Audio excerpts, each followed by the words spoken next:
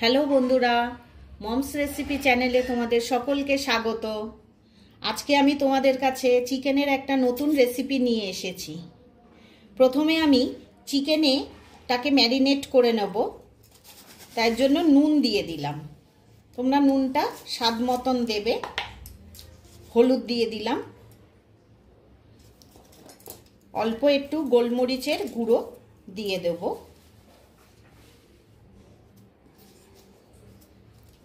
আর দিয়ে দেব টক দই। এখানে আমি পুরো 1 চামচ দই দিলাম।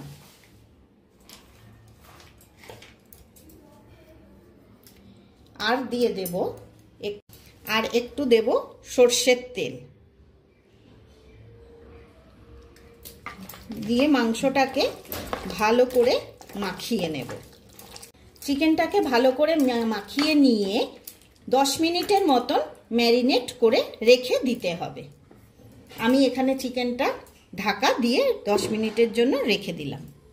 10 মিনিট বাদে আমি ফিরে আসলাম। তেলটা আমি গ্যাসে গরম করতে বসিয়ে দিয়েছিলাম।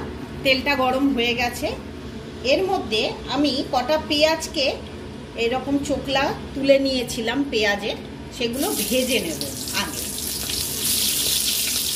আর সঙ্গে ক্যাপসিকাম ভেজে নেব। পেঁয়াজটা নরম হয়ে গেছে, হালকা মতন ভাজা ভাজা হয়ে গেছে। এইবারে আমি এর মধ্যে আদা রসুন বাটা দিয়ে দেব।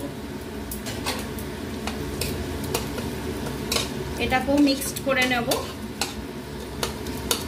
কাঁচা গন্ধটা চলে যাওয়া পর্যন্ত। আদা রসুন পেস্টটা কাঁচা গন্ধটা চলে যাওয়ার পর ম্যারিনেট করা চিকেনটা আমি ঢেলে দিলাম, দিয়ে ভালো করে এটার সঙ্গে মিক্সড করে দেব। চিকেনটা ভালো করে পেঁয়াজের সঙ্গে মিশিয়ে নিয়ে এর মধ্যে দিয়ে দেব অল্প একটু নুন। আমি ম্যারিনেট করার সময় নুন দিয়েছিলাম, এখন তাই পরিমাণটা বুঝে তোমরা নুনটা দেবে। অল্প একটু হলুদ দেব, আর দেব লঙ্কার গুঁড়ো।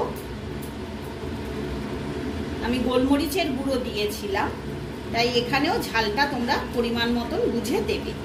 আর অল্প একটু কাশ্মীরি লঙ্কার গুঁড়ো দিয়ে দেবে, দিয়ে ভালো করে এটাকে মিশিয়ে দেব।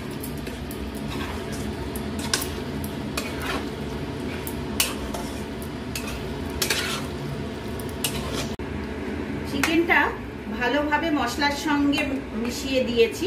এইবারে আমি ঢাকা দিয়ে দেব, আর ফ্লেমটাকে লো টু মিডিয়ামে রেখে দেব। 5 মিনিট বাদে আবার আমি ফিরে আসছি। 5 মিনিট বাদে ঢাকাটা তুললাম। দেখো চিকেনের থেকে অনেক জল বেরিয়ে গেছে। চিকেনটাকে একটু নাড়াচাড়া করে দেব।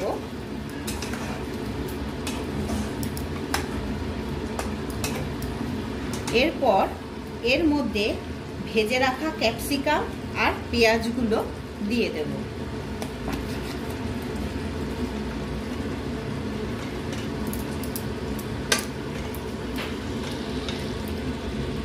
পেঁয়াজ আর ক্যাপসিকামটা দেওয়ার পরে 2 থেকে 3 মিনিট লো ফ্লেমে একটু ফুটিয়ে নিতে হবে।